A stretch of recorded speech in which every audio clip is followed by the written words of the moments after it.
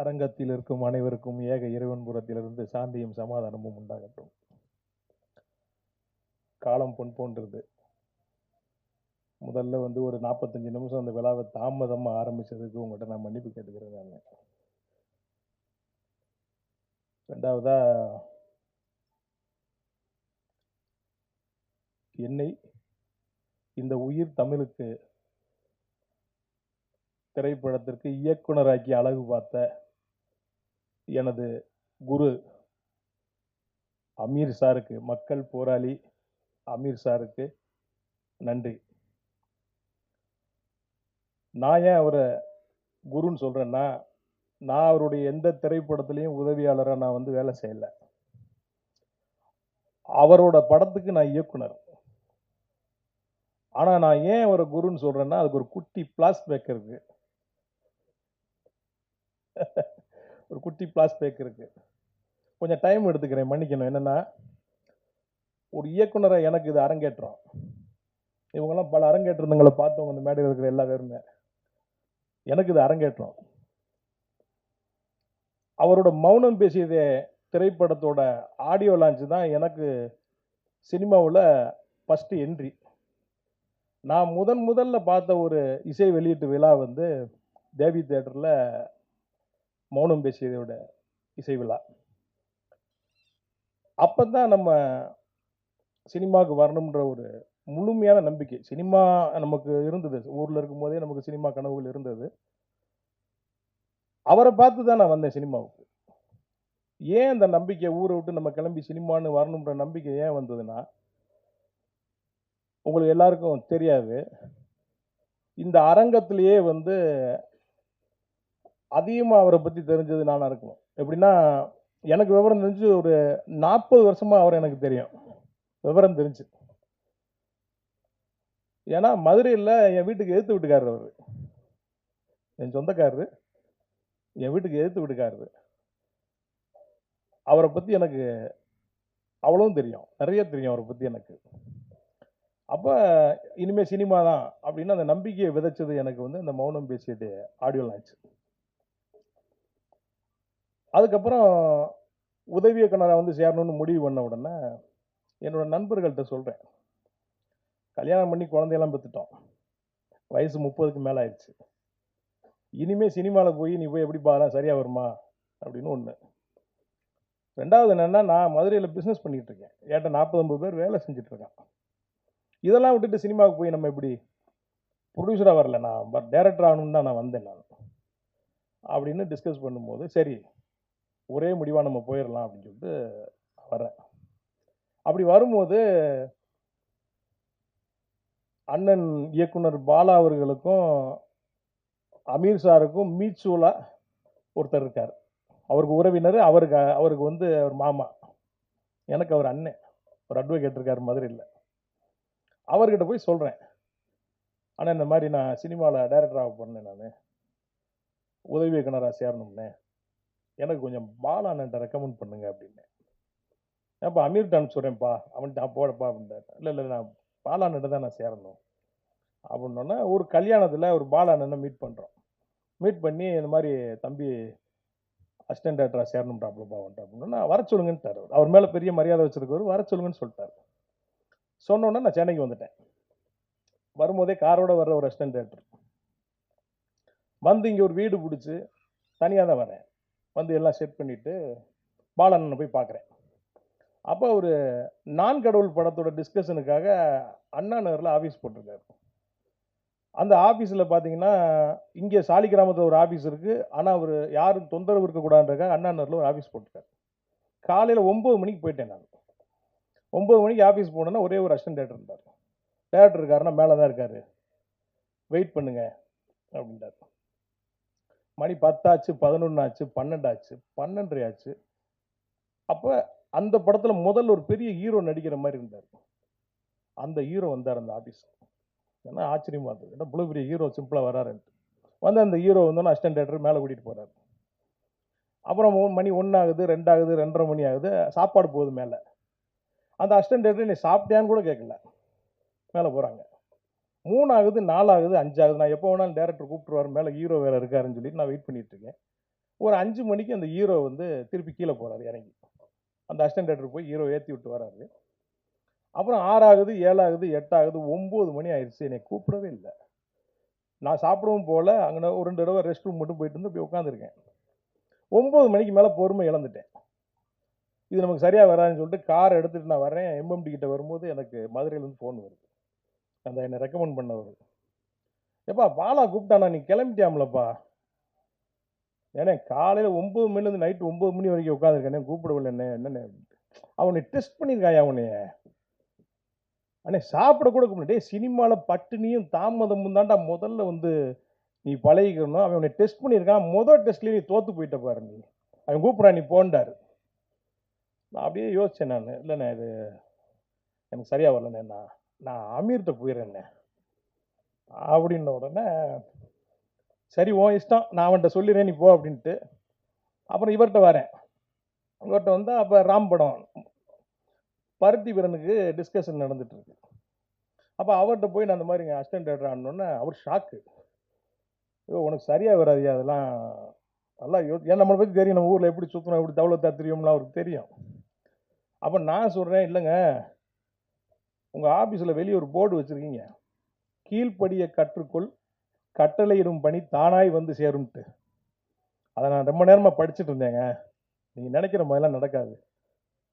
கற்றுக்கிறோன்னு வந்திருக்கேன், நான் எந்த தியாகத்துக்கும் தயாராக இருக்கேன் அப்படின்ட்டு. அப்படியா சரி, இந்த கூலிங் கிளாஸ் ஹீலிங் கிளாஸ் எல்லாம் கலட்டிட்டு ஓடி ஆடி வேலை செய்கிற மாதிரி ரெடியாகி வாங்கன்றாரு.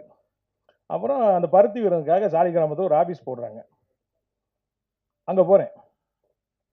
முன்னாடி உறவினரை நான் அவரை பார்க்க வரும்போது சசி தான் ஆளி நல்லா இருப்பார் ஆஃபீஸில். உதவி இயக்குனரை பார்க்க வரும்போது பார்த்தீங்கன்னா நான் வந்தோன்னே உள்ளே கூப்பிடுவார், சாப்பாடு வாங்கி தருவார், ரொம்ப ஜாலியாக பேசுவார். நான் அது மாதிரி நினச்சிக்கிட்டேன். இங்கே காலையில் இவர் ஆஃபீஸுக்கு போகிறேன் 10 மணிக்கு. போனோன்னே நான் வந்திருக்கேன் அவர்கிட்ட சொல்லுங்க அப்படின்ட்டு. சொல்கிறேன் ஒருத்தன் போகிறான். அங்கேயும் 10 ஆகுது, 11 ஆகுது, 12 ஆகுது, 1:30 மணி, 2 ஆகுது. அங்கே சாப்பிட்டியான்னு கூட கேட்கல. ஆனால் இங்கே கொஞ்சம் நல்லவங்க எல்லாரும். அண்ணே சாப்பிட்டுங்கண்ணே, சாப்பாடு இருக்குண்ணே, சாப்பிட்டுருங்க. இல்லைங்க பரவாயில்ல சாப்பிடுங்கண்ணே, வாங்கண்ணே அப்படின்ட்டு. சாப்பிட்றேன். 3 ஆகுது, 4 ஆகுது, 5 ஆகுது, 6 ஆகுது. அவர் வர்றாரு வெளியே. வந்தோன்னு அப்படி பார்க்குறாரு. அது வான்னு சொல்லலை, ஏன்னு சொல்லலை, எதுக்குமே சொல்லலை. அப்படி ஒரு பார்வை அப்படி பார்க்குறாரு. அப்படியே கீழே இருந்து மறுபடியும் பாட்டு காரில் ஏறி போயிட்டார். அப்போ சுந்தர்னு பிஆர் இருந்தார். அவர்கிட்ட அண்ணே என்னண்ணே வர சொன்னார், நான் வந்தேன். நான் என்ன நினச்சி போயிட்டேன்னா காலையில் 10 மணிக்கு போனால் வெயிட் பண்ணிட்டு இருப்பாரு. பருத்தி வீரன் ஸ்கிரிப்ட் எடுத்து நம்ம கையில் கொடுத்துட்டு போய் முதல்ல அந்த ரூமில் உட்காந்து படிங்க, அப்புறம் மத்தியானம் நம்மளை கூப்பிட்டு டிஸ்கஸ் பண்ணுவார். அப்படிலாம் வரேன். பல மாதிரி கற்பனையில் நான் உட்காந்துருக்கிறேன். ஏடா என்னன்னு கிடக்காங்க கூட போயிட்டாரடா அவர் அப்படின்னு சொல்லிட்டு அப்படியே அவங்க இல்லைங்க அது என்னன்னு தெரியல, அவர் என்ன மூடில் இருந்தாருன்னு தெரியல. உங்களுக்கு அவரை பற்றி தெரியுமில்ல? ஏங்க அவரை பற்றி எனக்கு தெரியும், எனக்கு வேற மாதிரி தெரியுங்க, இப்படி எனக்கு அவரை பற்றி தெரியாதுங்க அப்படின்ன உடனே சினிமா போக உங்களுக்கு கற்றுக் கொடுக்கும். அப்புறம் வந்துட்டேன். அடுத்த நாள் நான் போகலை. காலையில் கிளம்புனேன். யோசிச்சு பார்த்தேன், இப்போ அங்கே ஒரு எக்ஸ்பீரியன்ஸு, இங்கே ஒரு எக்ஸ்பீரியன்ஸு, போகலாமா வேணாமான்னு யோசனை பண்ணிக்கிட்டே இருக்கேன். மறுநாள் சாயங்காலம் எனக்கு ஃபோன் வருது மதுரையிலேருந்து. அவர் தான், எப்பா நீ ஆஃபீஸுக்கு வரலையா அமீர் சொன்னானே அப்படின்ட்டு. ஏங்க காலையிலேருந்து சாயங்காலம் வரைக்கும் உட்காந்துருக்கேன், என்னன்னு கூட கேட்கலங்க. அங்கே இருக்குங்க ஐயோ அசிஸ்டன்ட்னா அப்படி சேர்ந்துக்கிறது, அப்படியே போய் அப்படியே சேர்ந்துக்கிறது தான். அவனை டெஸ்ட் பண்ணியிருக்கான், அவனை பொறுமை இருக்கான்ட்டு. இப்படி ஒரு குருவியும் இப்படி ஒரு சிஷியனையும் உலகத்தில் எங்கேயுமே பார்க்க முடியாது. வெறுத்துட்டேன். எனக்கு அப்படி வந்த உடனே அப்படி ஒரு எக்ஸ்பீரியன்ஸ். அப்புறம் பார்த்தேன் என்னடா வழி அப்படிங்கும்போது கொஞ்சம் டைம் எடுத்துக்கிறேன், தப்பா நினச்சிக்காதீங்க. என்னடா அதுக்கு வழி அப்படின்னு நினைக்கும் போது அப்போ பார்த்தேன், சரி இந்த டேரக்டர்கள்லாம் எப்படி இருக்காங்க அப்படின்னு. ஒரு ஆஃபீஸ் வச்சுருக்குறாங்க, உள்ள ஒரு பெட்டு போட்டு படுத்துருக்குறாங்க, யோசிக்கிறாங்க. கூட பெல் அடிச்சா வரக்கு ஒரு பையனை வச்சிருக்கிறாங்க. சரி நம்மகிட்ட தான் பணம் இருக்கு, நம்ம இந்த செட்டப்பை முதல்ல பண்ணிடுவோம். முதல்ல ஒரு ஆஃபீஸை போட்டேன். போட்ட உடனே அங்கே ஒருத்தர் நமக்கு பழக்கம் மாறும் ஒயின் ஷாப்பில். என்ன பிரதர் அப்படின்னா, சினிமா அப்படியா பிரதர், என்னென்ன படங்கள்லாம் உங்களுக்கு ரொம்ப பிடிக்கும் அப்படின்ட்டு. நாங்கள் ஆரம்பத்தில் பாரதி ராஜா சார் படம்லாம் பார்த்துருங்க, மணி சார் படம் நாயகன் எனக்கு ரொம்ப பிடிக்குங்க. அப்படியா ஓகே. உலக சினிமா பார்க்குற பழக்கம்லாம் இருக்கான்னு. உலக சினிமானா என்னங்கன்னு கேட்டேன். ஜாக்கி சான் படம் அதெல்லாம் வருமே அது வாங்க அப்படின்ட்டு. ஓஹோ, அப்படியால நீங்கள்? சரி, உங்கள் ஆஃபீஸ் எங்கே இருக்குன்றார். அப்படி பழகுற கொஞ்சம் நேரம் பழகணுன்னா அவர் மறுநாளே ஆஃபீஸ்க்கு வர்றாரு. ஒரு 3 டிவிடி கொண்டு வர்றாரு. ஒரு படத்தை போடுறாரு, காட்ஃபாதர் படம் ஓடுது. அப்படியே பார்க்குறேன். எனக்கு மணி சார் மேலே இருந்த மரியாதை அப்படியே இறங்கிருச்சு. அப்படியே படம் பார்த்தேன். எப்படி அப்படின்ட்டு. என்னங்க அது, இது மட்டும் இல்லை, இன்னொரு பாட்டு இருக்கு பாருங்கன்ட்டார். அதை பார்க்குறேன். இன்னொரு பாட்டு பாருங்கங்கிறாரு, அதையும் பார்க்குறேன். அதுக்கப்புறம் என்ன பண்ணுறாரு, ஒரு வீடியோ காட்டுறாரு. அதில் அந்த படத்தோட ஆஸ்கார் அவார்டு விழா நடக்குது. அந்த படத்துடைய ரைட்டர் பார்த்தீங்கன்னா 2 ஆஸ்கார் அவார்டை கையில் வாங்கிட்டு அந்த டைரக்டர் திட்டுறாரு. நான் எழுதின கதையில் அவன் 10% கூட படம் மாட்டேங்குதுன்ட்டு. இப்படின்னே அவர் ஓவியமாக கதை எழுதினார். அந்த புக்கு எங்கேயா கிடைக்கும்னோன்னா அங்கங்கே லைப்ரரியில் தேடிக்கிட்டு அந்த புக்கு வருது. அதுக்கு ஒரு டிரான்ஸ்லேட் வச்சு படித்து நமக்கு சொல்கிறாரு கதையை. கதையை கேட்கும்போது ஆகா, உண்மைதான் அவர் சொன்னது. உண்மையிலேயே அவர் எழுதின கதையில் 10% தான் படமாக்கியிருக்காங்க. அப்புறம் அந்த இன்னொரு 4 டிவிடியை கொண்டு வர்றாரு அடுத்த நாள். இந்த ஸ்டிங்க்னு ஒரு படம், இதை பாருங்கன்ட்டு. அதை பார்த்தா உப்பு கரையுது, உப்பு குறைஞ்சா டியூப்பு மேலே வருது, டியூப்பு மேலே வந்தால் பலானது மேலே வருதுன்னா அதில் இருக்கு. அவ்வளோதானா, இன்னும் இருக்காங்கன்னு, இன்னொரு பாருங்க. Once upon a time in அமெரிக்கான்னு ஒரு படம் பாரு, அமெரிக்கன் கேங்ஸ்டர்னு ஒரு படம் பாரு, அதை பாரு, இதை பாரு, இதை பாருன்னு வருது. அப்படியே மணிரத்னம் சார் மேலே அந்த மரியாதை திருப்பி ஏறுது மேலே. ஒரு சினிமாவுக்கு இவ்வளவு மெனக்கெடுவாங்களா? Excellent movie. அப்படி ஒரு டைரக்டர், நம்ம ரசிச்ச டைரக்டர். அப்படியே மணி சார் அப்படியே போறாரு, அப்படியே அப்படியே அப்படியே அப்படியே போறாரு. அப்போ என்னன்னா, சரிங்க இது மாதிரி படங்கள்லாம் என்ன இருக்குங்க காட்டுங்க. ரோமன் ஹாலிடேன்னு ஒரு படம் காட்டுறாரு. இந்த ரோமன் ஹாலிடே எங்க இருந்து வந்துச்சுங்க? இதுதாங்க அன்பேவா. அன்பேவாவா ரோமன் ஹாலிடேவான்னு பார்த்தா அது அப்படிதான். அன்பேவா உயிரே உனக்காக ஆகுது, உயிரே உனக்காக. அப்புறம் பார்த்தீங்கன்னா மறுபடியும் கஜினி ஆகுது, அப்படி வந்துட்டே இருக்குது. அப்போ இதெல்லாம் பார்க்குறோம். அப்புறம் நண்பர்கள் நமக்கு பழகுறாங்க. அப்புறம் அவங்க 2 பேர்ட்டையும் சேரணும்னு சினிமா கற்றுக்குன்னு நினச்சேன். ஆனால் காலம் என்னை கொண்டு போய் இவர்கிட்ட தள்ளி விட்டுச்சு, நம்மள்கிட்ட. தவறா சொல்ல தலைவா, கோச்சுக்கிறாங்க. படம் ஷூட்டிங் போகிற 2 பேரும். அப்போ கொஞ்சம் சாப்பிடுவோம் நாங்கள் 2 பேரும்.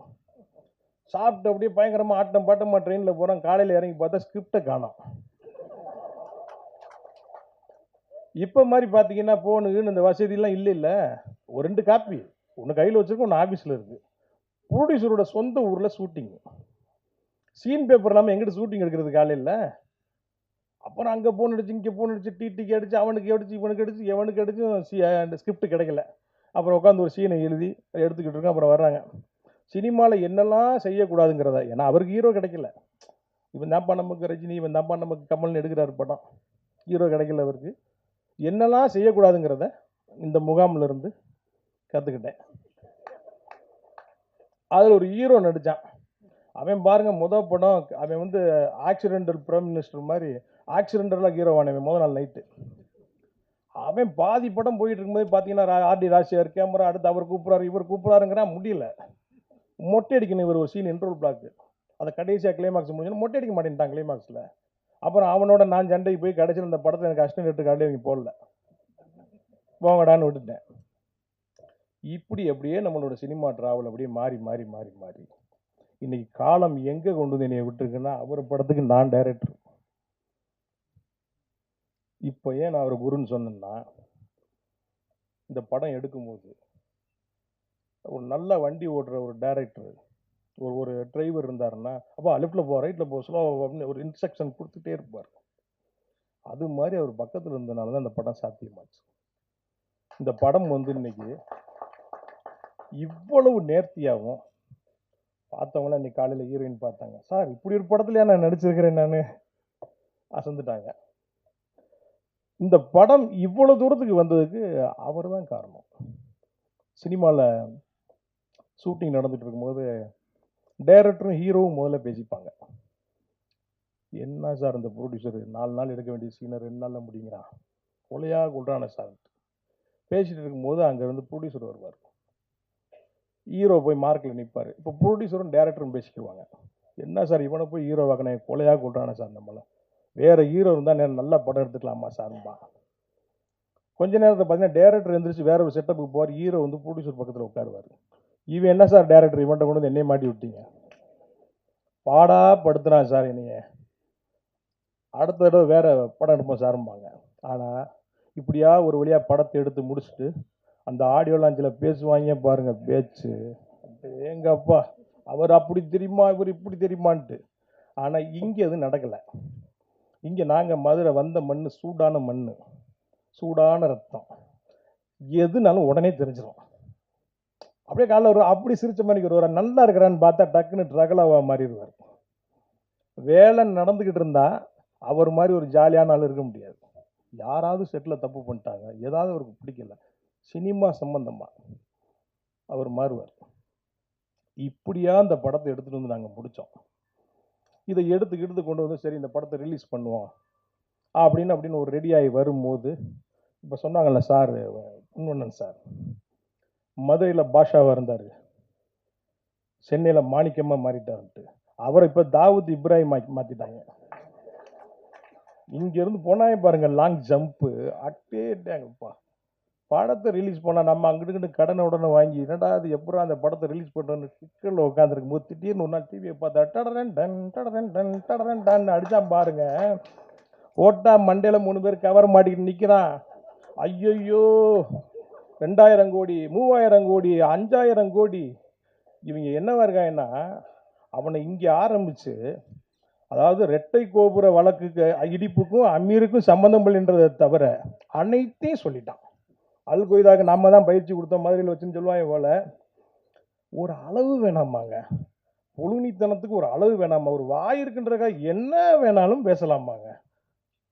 அப்படியே அதிர்ச்சியில் இருக்கீங்க. வீட்டில் ஏங்க இங்கே பாருங்க 2000 கோடியாங்க, நீங்கள் ஏங்க நகையெல்லாம் வாங்கி அடை வச்சு படம் எடுத்தீங்க, அவர்கிட்ட காசு வாங்கிக்கலாம்லங்க.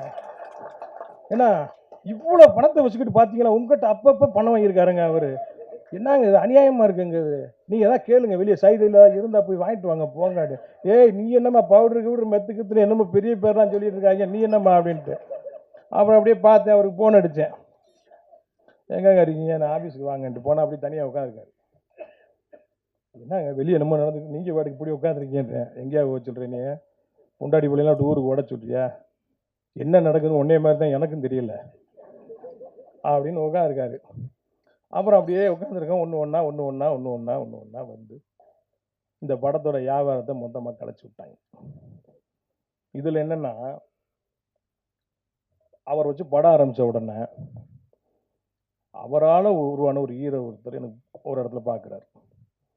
அவர் என்ன நட்பில் இருக்கிறார். ஒரு ஹீரோ சாரை வச்சு படம் பண்ணுறீங்க, ரைட்டு, படத்தை நல்லபடியாக முடிச்சிட்டிங்கன்னா நான் உங்களுக்கு ஒரு டேட் தரேன்ட்டார். இப்போ ஒரு 50 கோடி ரூபாய்க்கு இருக்க ஒரு வியாபாரம், நான் கேட்க போகிறதுல அவர் கொடுத்தாலும் எனக்கு வேணாம். எனக்கு இப்படிலாம் இன்றைக்கி இந்த வியாபாரத்தில் பாருங்கள், அவரால் உருவாக்கப்பட்ட ஒரு தயாரிப்பாளர், அனூர் சக தயாரிப்பாளர், என்னென்ன வழியில் இந்த படத்தை கெடுக்க முடியுமோ. சார் பேசலாமா? இது உங்களெல்லாம் வச்சுக்கிட்டு எனக்கு சரியான தெரியல. என் மனசில் இருக்கிறத நான் சொல்கிறேன். ஆமாம், என் மனசில் இருக்கிறத நான் சொல்கிறேன். அடுத்து என்னென்ன செய்ய முடியுமோ. எஃப்எம்எஸ்க்கெல்லாம் பார்த்தீங்கன்னா 15 நாளைக்கு முன்னாடி கொடுக்கணும், அப்போ தான் துபாயெல்லாம் சென்சார் பண்ண முடியும், சப்டைட்டிலாம் போட முடியும். எல்லாத்தையும் கெடுத்து, அப்போ நான் என்னென்னா, இது என்னடா சோதனைன்ட்டு. ஒரு காலம் இருந்தது மதுரையில், அவர் சொன்னார்ல பொறுக்கியாக இருந்தவர் வந்தவர் சாருன்ட்டு, நம்மளும் கிட்டத்தட்ட அதே கேட்டகரி தான். அங்கங்கே கூட்டமாக போய் சண்டை போடுறது. ஒரு சினிமா பார்க்க போகிற அந்த கூட 10 பேர் போகும்போது பருத்தி ஊரில் குறுவாள் எடுப்பான் பாருங்க, அப்படி வாள் எடுத்து சொல்லிட்டு போவான், இவனாவது எங்கேயும் அடிச்சு போடுவான் நம்மளை அப்படின்ட்டு. அப்படிலாம் ஒரு காலம் இருந்தது. இதுக்கெல்லாமா நம்ம பயப்பட போகிறோம் நம்ம? ஆனால் எந்தெந்த வழியில் கெடுக்க முடியுமோ எல்லா வழியிலையும் கெடுத்தார். கடைசி என்னென்னா, என்கிட்ட பேசவும் செய்வார், அப்பப்போ பேசவும் செய்வார். ஒரு நண்பர் அவர் பேசுனதை ரெக்கார்ட் பண்ணி எனக்கு அனுப்பிச்சி விட்டார். இப்போ என்கிட்ட இருக்கு, என் கையில் இருக்கு, பாருங்க அப்படின்ட்டு. அப்புறம் இது என்ன சொல்கிறது, இது காலம்தான் அதுக்கு பதில் சொல்லணும். இது வந்து நம்ம அதெல்லாம் தாண்டி வந்துட்டோம், காலம் கண்டிப்பாக அதுக்கு பதில் சொல்லணும். பார்க்கலாம், ரைட்டு. அப்புறம் வந்து மக்கள் போராளி படம் முடிஞ்ச உடனே அப்படி பார்க்கும்போது அந்த படத்துக்கு வெறுமனே அமீர் அப்படின்னு ஒரு டைட்டில் இருந்தால் நல்லா இருக்கும் அப்படின்னு அப்படியே யோசிக்கும் போது, ஷூட்டிங் நடக்கும்போது பார்த்தீங்கன்னா அப்பப்போ ஹீரோ மதுரை கிளம்பிடுவார். என்னங்க மதுரை ஊருக்கு, நம்மளும் அதே ஊர் தானே, என்ன இவ்வளோ பாஸ் அப்படின்னா வாய்தாக்கு போகிறார் ராமநாதபுரத்துக்கு. டைரக்டர் அவர் பஸ்ஸில் போக முடியாது, ஒரு தடவை போன ஃப்ளைட்டில் போனால் காரில் போனால் 10,000 20,000 செலவாகும். பருத்தி வீரன் மாதிரி அவ்வளோ பெரிய ஹிட்டை கொடுத்துட்டு அடுத்த ஹீரோ யார், எத்தனை கோடி சம்பளம், எவ்வளோன்னு போகாமல் இந்த தமிழ் சமூகத்துக்காக சிறைக்கு போனவர் என்னோட ஹீரோ. அவர் கூட போன எங்கள் அண்ணன் செந்தமிழன் சீமான் இன்னைக்கு ஒரு பெரிய அரசியல் கட்சியோட தலைவராக இருக்கிறார். அவர் சினிமா மேலே இருக்க காதலில் சினிமாவில் அவர் இருக்கிறாரு.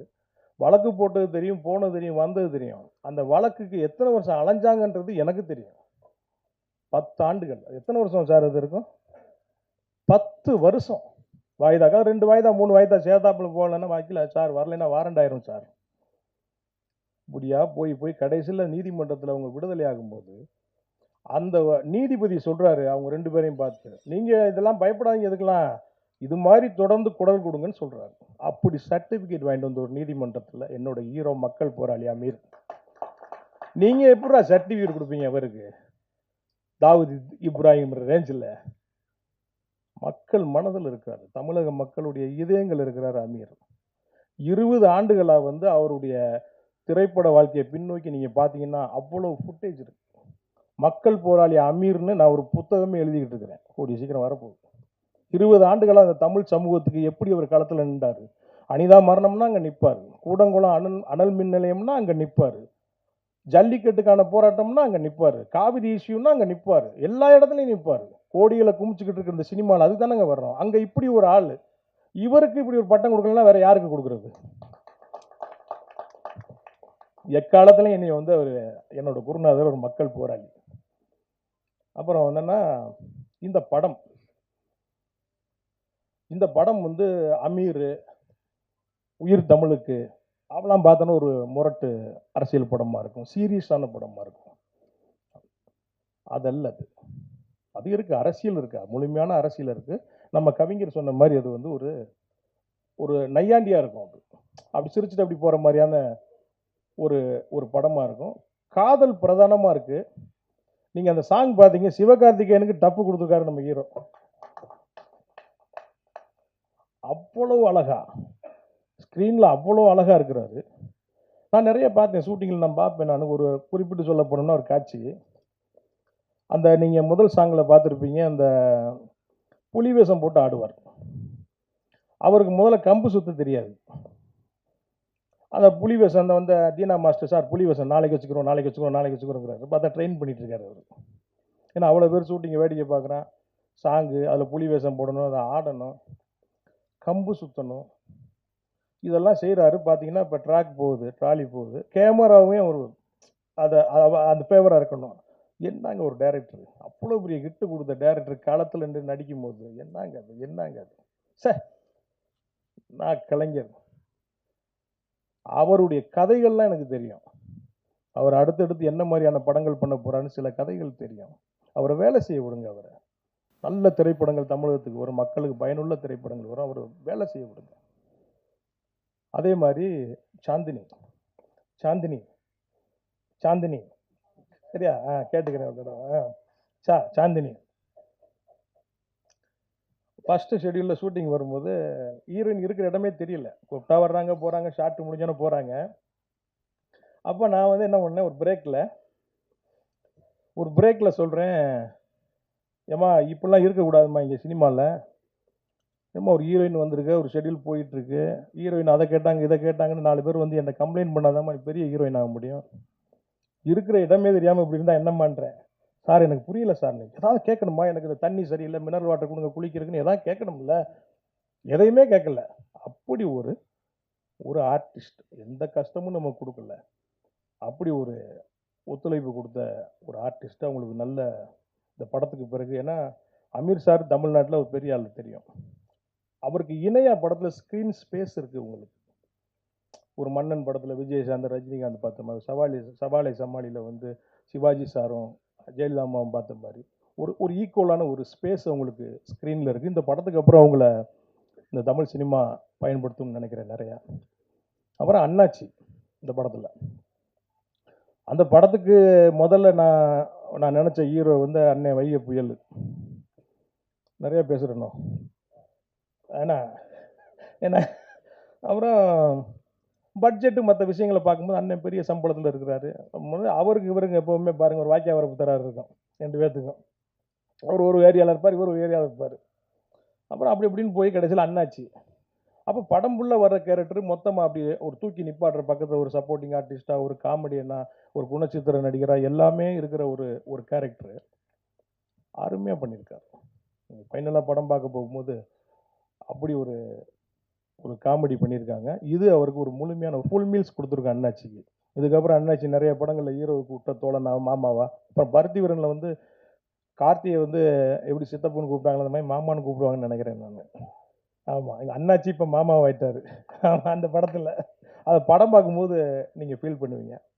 அப்புறம் இயக்குனர் பிரபாகரன் சார் பேசும்போது சொன்னாங்க, என்றைக்குமே நாங்கள் அவர் கூட இருக்கோம்ட்டு. இந்த இடத்துல நான் சொல்கிறேன், இங்கே வந்தவங்களை விட்டுருங்க, வராமல் நிறைய பேர் ஃபோன் பண்ணிகிட்டே இருந்தாங்க நம்ம கூப்பிட்டவங்க. ஐயோ வர முடியல, நாங்கள் ஷூட்டிங்கில் இருக்கோம், அங்கே இருக்கோம், இங்கே இருக்கோம். இந்த மாதிரி ஒரு நேரத்தில் அண்ணன் படம் ஆடியோ லான்ச் நடக்கும்போது நாங்கள் இருக்கணுமேன்ட்டு அவங்களுக்கும் நான் நன்றியை சொல்லிக்கிறேன். அப்புறம் கருப்பு சில சீன்கள் இந்த படத்தில் பல சீன் இருக்கார். 10 சீன் அவர் வந்தாலும் பட்டாசாக இருக்கும். அப்படி ஒரு டைலாக் டெலிவரி, அப்படி ஒரு காமெடி. இன்னைக்கு காலையில் படம் பார்த்தோம் அவங்க சாந்தினி சார், என்ன சார் இப்படி பண்ணியிருக்காரு, ஒரு படம் ஃபுல்லாக வச்சுருக்கலாமேன்ட்டு. அவ்வளோதான், அந்த சார் சொன்ன மாதிரி அங்கே ஸ்பேஸ் கிடைக்கலங்க. அப்புறம் கவிஞருடைய பாட்டு நாங்கள் ரிலீஸ் பண்ண பாட்டிலே பார்த்தீங்கன்னா நிறைய வியூஸ் போயிருக்குது. அவர் எழுதின அந்த ஓட்டு கேட்டு ஓடி வருவான் சாங்க, நம்ம குரு பாடின பாட்டு. இந்த பாராளுமன்ற தேர்தலில் பட்டையை கிளப்பியிருக்கு இந்த பாடல். ஆமாம். அப்புறம் நம்ம குருநாதர், ஆமாம் ஆமாம், இன்னொரு குருநாதர் என் சரவண சக்தி நண்பர், என்ன அவர் பாடுங்க படம் ஃபுல்லாக அவர் ஒரு ஒரு ஏரியாவில் கிளக்கியிருப்பார். அவரும் நல்ல அவர் அவர் என்னென்னா வருஷத்துக்கு 4 படம் பண்ணுறாரு. எப்போங்க அப்படின்னு ஒரு படம் ஆடியோ லான்ச் பண்ணுறாரு, ஒரு படம் ரிலீஸ் ஆகுது, பார்த்தா அடுத்த படம் முடிச்சிட்டேங்கிறாரு. எங்கிட்ட இவருக்கு ப்ரொடியூசர் கிடப்பாங்கன்னு தெரியல, வரைச்சி அடி தள்ளுறாரு. வாழ்த்துக்கள் சார் உங்களுக்கும். மற்றபடி நிறைவாக எல்லாம் பேசிட்டோம்னு நினைக்கிறேன். பொன்வண்ணன் சார் வந்து இந்த படத்தில் பாருங்கள், இந்த படம் எடுத்த காலகட்டத்தில் எங்களுக்குள்ள நல்லது கெட்டதில் எல்லாத்துலேயுமே வந்து இருந்தவர்களுக்கு ஒரு நல்ல அட்வைஸ் கொடுத்து நல்லா இது பண்ணி வந்தாங்க. இன்றைக்கி வந்து இப்படி ஒரு சூழ்நிலையில் வந்து இங்கே வந்து சாரை பற்றி அவர் கூட பழகி அவரோட ட்ராவல் பண்ணி அதை வந்து அவங்க முன்னாடி வந்து அவ்வளோ அழகாக சொன்னாங்க. அவங்களுக்கு நன்றி. அண்ணன் கருப்பழனியப்பன் அவர் வந்த உடனே அண்ணனை பார்த்தேன், வேட்டி சட்டையில் கரெக்டாக வந்திருக்காரு இந்த படத்துக்கு. நான் கேட்டேன், அண்ணே நான் நினச்சேனே எல்லாரும் வேட்டி சட்டையில் வரும், நீங்கள் வந்திருக்கீங்கண்ணே கரெக்டாக. உயிர் தமிழுக்குன்ற டைட்டில் இந்த படத்துக்கு மிகச்சரியான காஸ்டியூமில் வந்திருக்காங்க. நான் அவங்களோட பெரிய ஃபேன், அவங்களோட பேச்சுக்கு நான் வந்து பெரிய ஃபேன். நான் அண்ணன் அடமலை மாதிரி இப்போ அண்ணனுடைய பேச்சை கேட்குறதுக்கு நான் தயாராக இருக்கிறேன். உங்களை மாதிரி நானும் ஆர்வமாக இருக்கேன். என்னோட குரு அமீர் சாருடைய பேச்சை கேட்குறதுக்கு நம்ம ரொம்ப ஆர்வமாக இருக்கிறேன். வர 10ஆம் தேதி படம் ரிலீஸ் ஆகுது. பத்திரிகைக்காரங்க நான் வந்து ஏற்கனவே இந்த படத்தோட வியாபாரத்தை கெடுத்து விட்டாங்க, பணம் கிடைக்கல, விளம்பரம் பண்ணுறதுக்கு என்கிட்ட காசு இல்லை. நீங்கள் தான் கொண்டு போய் இந்த படத்தை மக்கள்கிட்ட போய் சேர்க்கணும். மறுபடியும் உங்கள்கிட்ட வேண்டி விரும்பி கேட்டு நன்றி கூறி விடைபெறுகிறேன். நன்றி, வணக்கம்.